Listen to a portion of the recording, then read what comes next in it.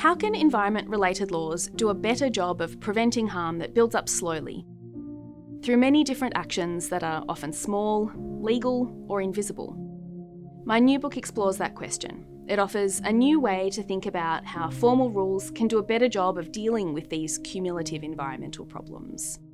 These are problems like gradual loss of forests or increasingly degraded waterways, or growing pollution burdens that affect some communities more than others. No single law, or even type of law, can solve cumulative environmental problems alone. Rather, we need to understand and improve systems of rules and how they work together. And we need rules that directly address the reasons that societies struggle to recognise and to respond to these problems. Some of those reasons are that slow change can make harmful conditions seem normal.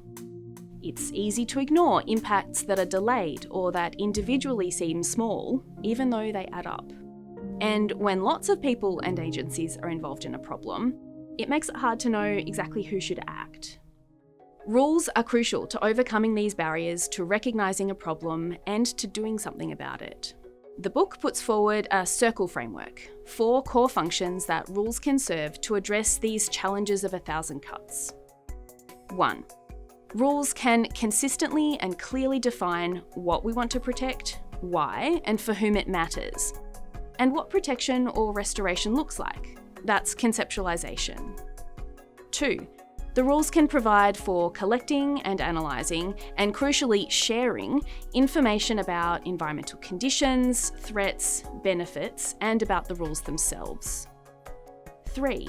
The rules need to enable intervention to control or influence cumulative harm so that conditions stay acceptable or improve if environmental impacts have already gone too far. And those interventions can't adopt a one-size-fits-all approach because they need to suit lots of different activities that create impacts. 4. Rules are needed to structure coordination among governments and stakeholders to carry out all these functions so that the rules work together and don't undercut each other.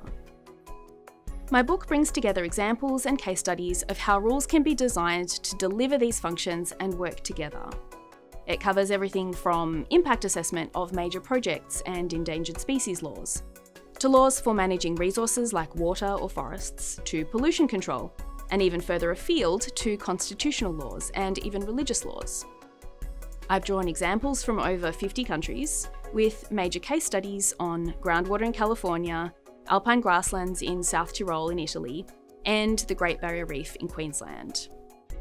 The goal is to support regulators, policymakers, researchers, and community advocates to find new and practical ways to design effective rules for problems of 1,000 cuts.